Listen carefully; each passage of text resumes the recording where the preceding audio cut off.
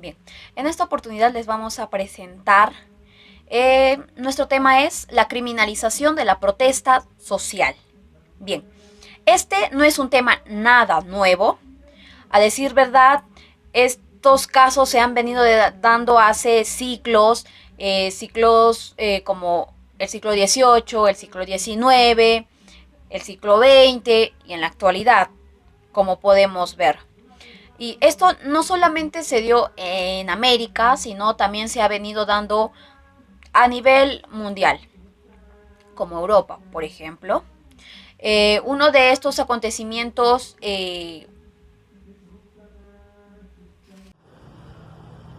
La protesta social como derecho de expresión. La protesta pública o social es un mecanismo tradicionalmente usado por las poblaciones para llamar la atención de autoridades y teniendo como objetivo lograr soluciones a necesidades o demandas de determinado grupo de personas. Las protestas y movilizaciones sociales son recurrentes históricamente. Incluso los gobiernos más democráticos que puedan haber existido, inclusivos digo, han tenido que afrontarlas. Veamos un claro ejemplo del gobierno de Valentín Paniagua, que fue cortísimo, pero también estuvo lleno de muchas protestas sociales y las tuvo que afrontar con el tino que el señor fenecido representaba.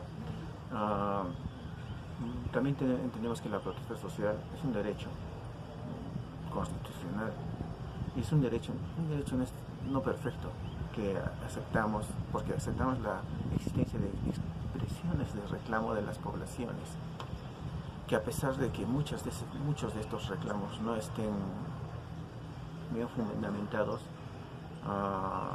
y no se den en el campo de las vías constitucionales, han de ser escuchadas. Digo porque no estén bien fundamentadas porque generalmente a veces las poblaciones se rigen, digamos, por el, digamos,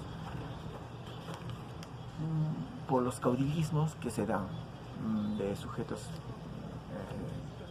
X que arrastran a esa población y como esa población no está tan instruida o documentada sobre un tema específico, simplemente se dejan llevar por ella. Podemos mencionar, digamos, el caso de Tía María. Bueno, no estoy hablando a favor de la empresa misma, pero de alguna manera la población se dejaba llevar por el caudillismo de esos dirigentes y esos dirigentes de alguna manera trataban de conseguir, digamos, emolumentos para sí mismos y no para la población en sí. O sea, utilizaban como caballito de batalla el hecho de apoyo a la población y toda esa cuestión y necesidades de la población, pero en realidad estaban buscando un beneficio económico para ellos mismos. A eso me referiría, por ejemplo, a ese ejemplo que he dado como de desobediencia civil. Porque este fenómeno significa enfrentar al Estado, al gobierno, desobedeciendo las leyes que el gobierno se impone, por el mismo Tía María, digo. Y, por ejemplo, tomando las comisarías, el libre tránsito, obstruyendo el libre tránsito, ir contra las personas, una desobediencia civil radical y desobediendo completamente las leyes del gobierno. Y generalmente los líderes, como dije, no aceptan la culpa de ello, simplemente ensalzan las supuestas injusticias que el gobierno pueda dar.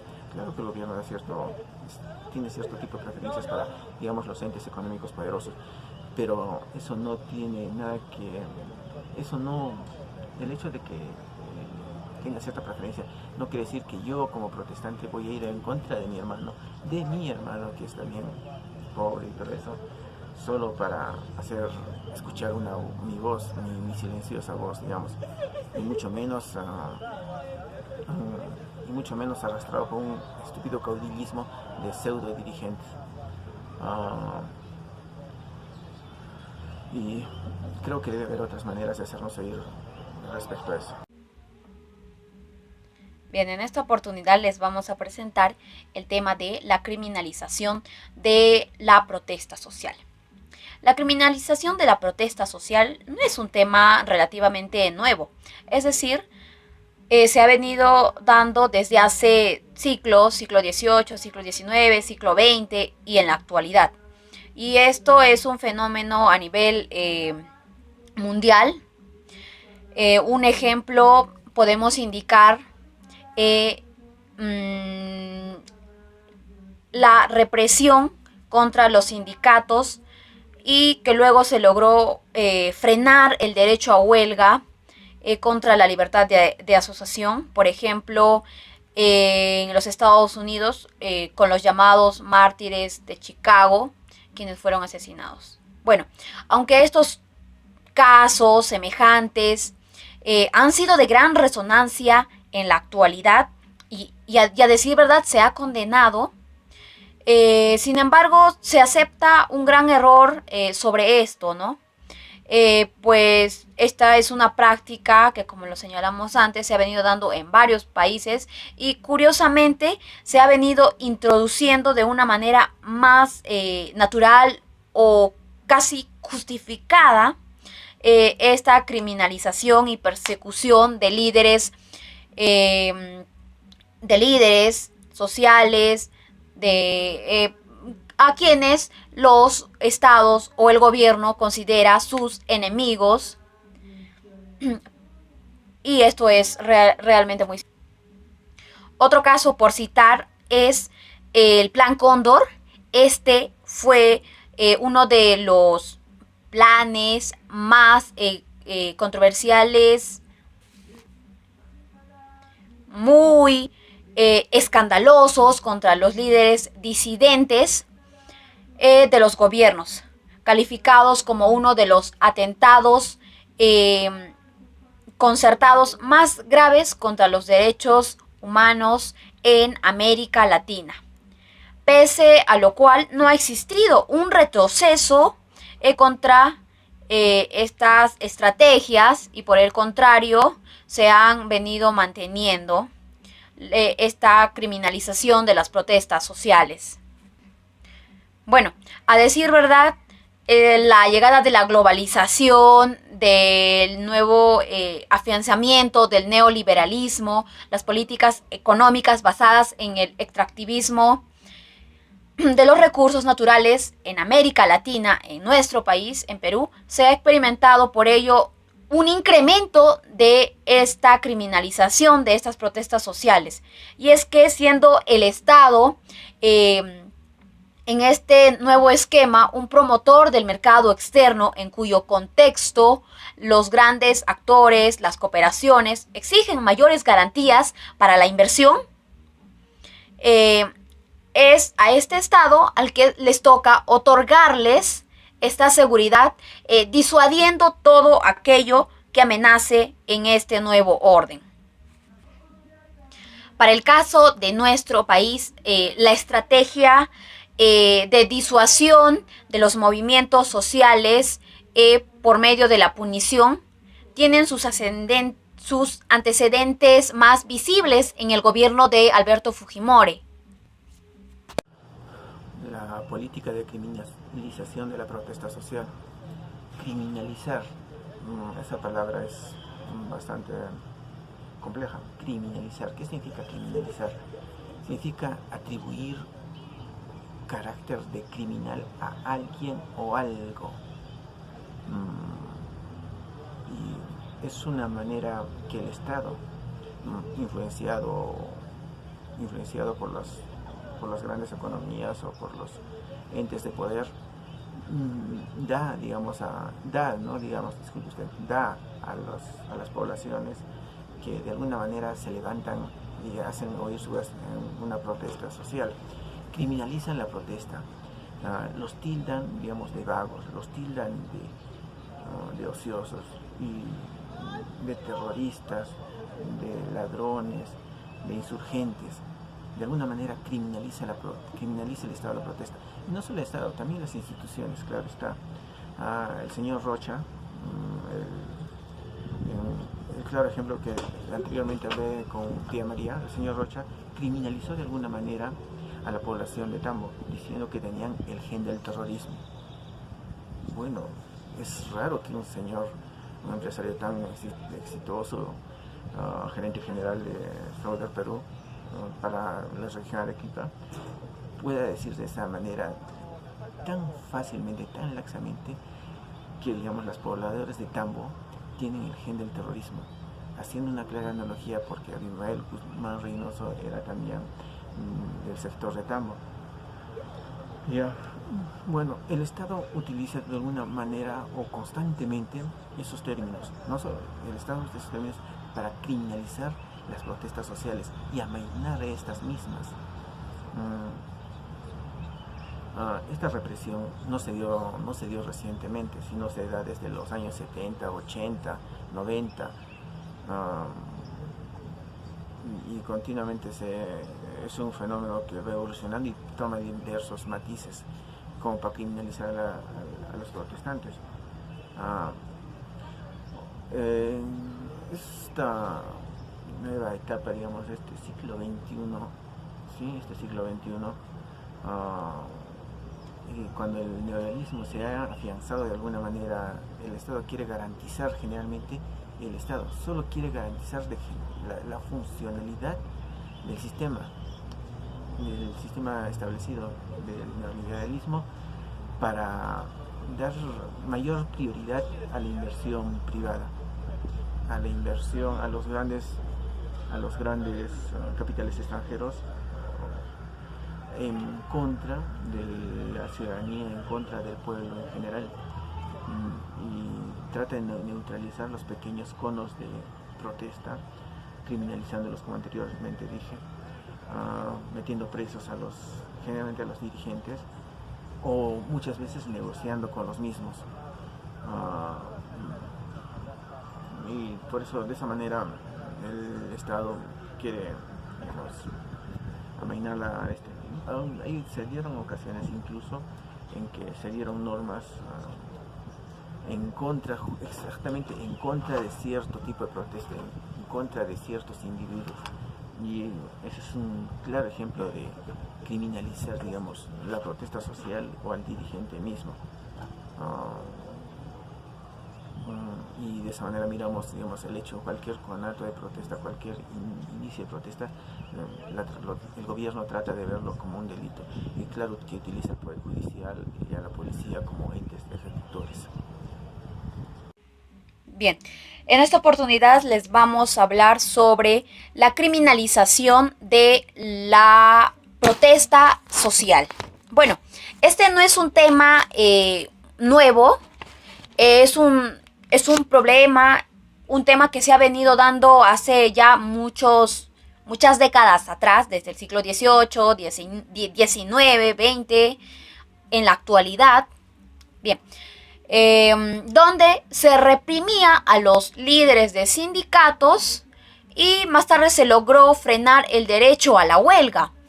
Casos como en Estados Unidos, los llamados mártires de Chicago, o la ejecución del Plan Cóndor en América Latina, uno de los tantos ejemplos por indicar.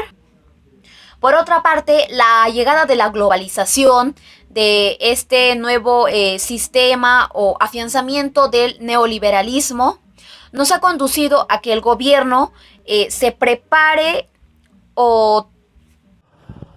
Indicios de la política de criminalización. La criminalización de la protesta social es una política deliberada que tiene el gobierno, que asumen todos los gobiernos que llegan al poder, para evitar oposiciones sociales frente a cualquier acción que pueda realizar el gobierno. Digamos, si el gobierno quiere implantar la inversión o el ingreso de cierta empresa que, digamos, no tiene buena reputación en cierto sector, y, digamos, viene a Arequipa y quiere invertir, y nosotros como arequipeños de alguna manera sabemos que esa empresa no tiene buena reputación y dejó un caos, digamos, en otro sector, donde invirtió en otro lugar o en otra provincia, tendemos a levantarnos y a protestar de alguna manera, y el Estado criminaliza esa protesta, el Estado la reduce, digamos, a algo aislado, que no tiene nada que ver con el contexto global, digamos, del hecho de que esa empresa delinquió en el otro estado, sino de alguna manera nos aísla a nosotros y nos dice que somos los que en realidad no queremos de una manera inversión, somos, como anteriormente dije, estigmatizados de vagos, de corruptos, de ladrones y del tener el gen del terrorismo. Por lo tanto, para considerar que estamos frente a una política de criminalización de la protesta social, debemos verificar el despliegue de esta estrategia en todo el aparato que tiene el Estado, en todos sus poderes que manifiesta, como son el Ejecutivo, el Legislativo y el Judicial, y los medios mediáticos, como son los medios de comunicaciones, porque el Estado tiene un gran poder, digamos, en los medios de comunicaciones. Los medios de comunicaciones, por ejemplo, tienden a preferir o a ensalzar acciones y obras de un gobierno en concreto, depende de la cantidad de inversión que éste tenga en él. Si, digamos, yo como medio de comunicación recibo del Estado una cantidad de dinero, digamos, por propaganda, no voy a ir en contra del que me está dando la mano para comer, para recibir dinero, sino que simplemente amaino esas críticas que debería yo tener, y de esa manera, pues digo, no solo el Poder Ejecutivo, el Legislativo, el Judicial, sino también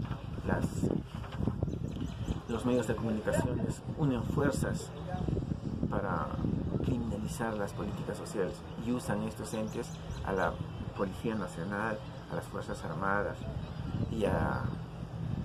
y cualquier ente, cualquier acción como para criminalizar la protesta o al dirigente y de esa manera desprestigiarlos. Y bueno, de esa manera podría decir que esa es la estrategia del gobierno, del Estado, para de manera criminalizar la protesta social. Ahora, ¿qué significa criminalizar? Criminalizar significa atribuir criminalidad a algo o a alguien.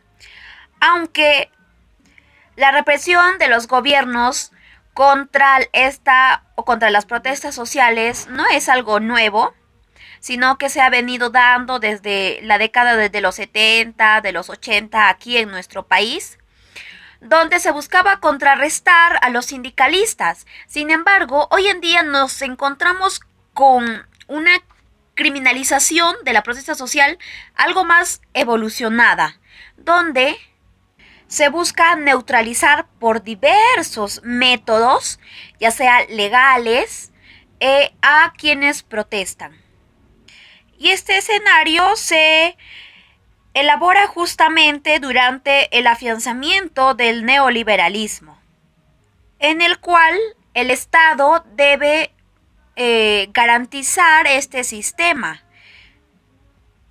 el funcionamiento de este sistema, que normalmente entra en tensión con el tipo social. En este marco es donde se generan reacciones y movilizaciones del tipo social. Y es allí justamente donde el Estado da una respuesta represiva y cada vez más criminalizadora contra esta protesta, donde el Estado no solo se limita a recuperar el orden, sino también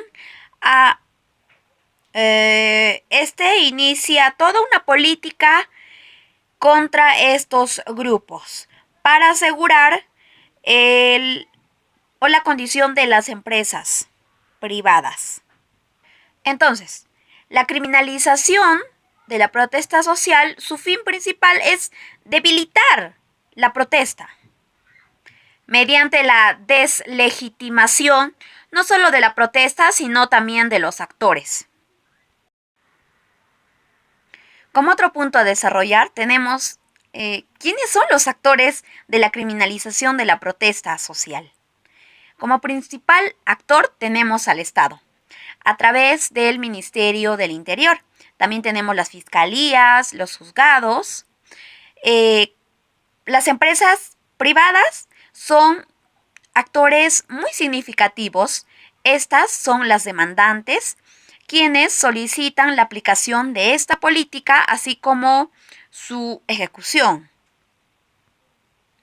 En la actualidad, podemos indicar de que son las empresas de carácter extractivos las más involucradas en esta estrategia, quienes se encargan de extender la idea de que la protesta social es una amenaza o un atentado contra la seguridad. El artículo 163. El Estado garantiza la seguridad de la nación mediante el sistema de defensa nacional. Sin embargo, esta función siempre tiene que ejercerse mediante los límites que impone la ley. El Estado muchas veces lo usa a su favor, pero bueno, quiero decir que garantiza, ¿qué más o menos puntos importantes garantiza? El Estado garantiza mediante ese artículo la libertad del libre tránsito, la libertad contra la persona, también garantiza los bienes públicos y privados. O sea, si de alguna manera yo o nosotros como individuos queremos protestar sobre un tema específico, también tenemos que tener permiso para la protesta. La protesta se ejerce de manera constitucional. Yo pido un permiso para protestar y ejerzo mi derecho constitucional, la protesta. Y en ese permiso tengo que respetar esas normas que me da el Estado, de no atentar contra la libertad pública, no atentar contra el libre tránsito y no atentar contra la propiedad privada, pública y privada. Bueno, ese es orden público, eso es lo que debería seguirse en una protesta social bien ordenada y organizada. Claro que cuando se hacen estas protestas sociales ordenadas y organizadas, el Estado hace caso omiso de ellas. Y solamente cuando la protesta, digamos, es bastante ensalzada, bastante tumultuosa, el Estado la tiende a criminalizar. Bueno, eso es todo. Bien, ahora vamos a hablar acerca de las denuncias y la persecución selectiva legal. La política de la criminalización se caracteriza por ser selectiva, lo cual supone que no cualquier persona va a ser blanco de esa persecución, sino van a ser personas representativas, como líderes o personas que han tomado cierta visibilidad durante la protesta social. Solo por ejemplificar en este aspecto, durante el proyecto minero de Conga, alrededor de 300 personas fueron investigadas legalmente, de las cuales el 90% eran líderes políticos quienes tenían una abierta crítica contra el gobierno. Ahora, el contenido de las denuncias es muy particular porque estas sugieren e interpretan que las movilizaciones sociales como una especie de instigación a la comisión de delitos. En tanto, ellos sugieren la intervención inmediata del Ministerio Público. Porque según ellos, estas movilizaciones van a causar disturbios, atentados contra las vías, contra las propiedades de la sociedad, entre otros. Buenas tardes, en esta oportunidad estamos frente al Palacio de Justicia y vamos a conocer la opinión de una universitaria. Bueno, ¿qué opina usted sobre la criminalidad de la protesta social en casos relacionados de minería, por ejemplo? A ver, yo soy activista de la UNSA y he podido ver que en Arequipa ha habido una especial represión a las personas que viven ahí y se han manifestado en contra de las minerías, como es el caso de las Bambas o del proyecto Tía María. Según lo que me han comentado a mí, en mi experiencia, con personas que tienen familiares allá, me han contado de que el momento en que se inició ese proyecto, se propuso, para los pobladores no era algo que ellos estuvieran de acuerdo y por lo cual al ver la negativa de la población de ese lugar, los policías, militares entraron a las casas, hicieron un completo desorden tirando bombas lacrimógenas, entre otras cosas. Fue un desastre. Y realmente me parece que esa situación debería cambiar y deberían mandarse antropólogos o trabajadores sociales para que se resuelva el conflicto y de alguna forma se pueda llegar a un acuerdo, porque estas situaciones no pueden seguir así en este contexto, en este país. Al final les vamos a dar a conocer nuestras conclusiones.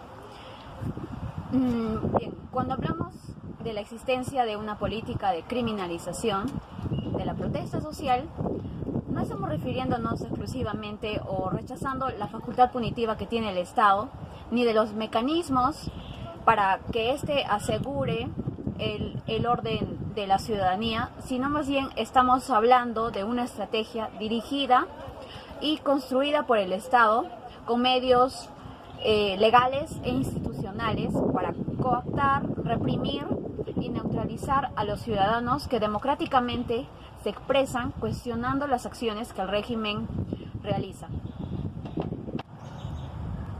Con esta estrategia criminalizadora se trata a los actores sociales como criminales y hay una pretensión muy clara de convertirlos legalmente en delincuentes. De esta manera se logra eliminarlos de la escena político-social. Esto no solo resulta inconveniente porque no es la forma, sino también inconstitucional porque se va en contra de sus derechos de libre expresión.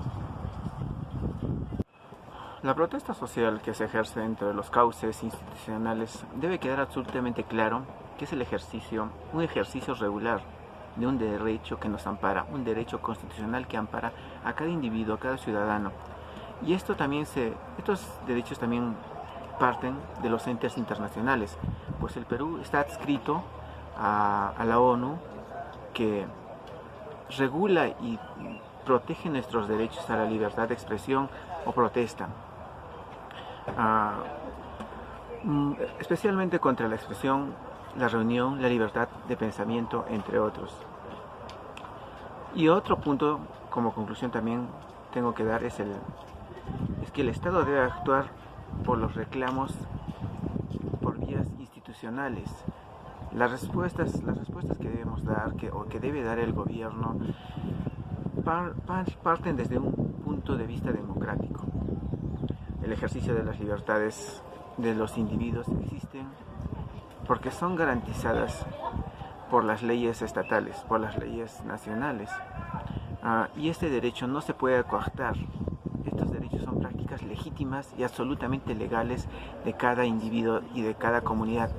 El reprimir estos derechos solo da como resultado que estos mismos derechos agudicen y generen mayores fracturas en la sociedad. Como más allá de la represión, es sumamente importante que los estados miren estas estrategias de atender las demandas previas reales de la población, para que después no se generen estos conatos de protestas y el Estado no tenga que reprimirlas socialmente o moralmente.